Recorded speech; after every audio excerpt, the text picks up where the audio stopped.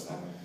Iruditzen zait gazte horiek galdu egin ditugula aspaldi, gazte horiek beste kultura batzuk konsumitzen dituzte, kultura eta batez ere kultura amerikanoa.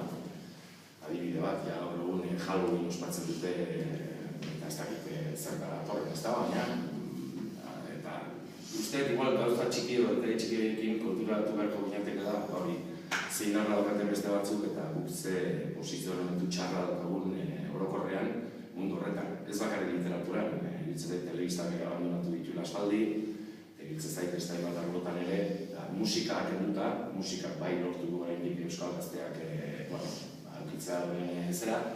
Usteet beste guztiok, alegin bat egin behar dugula,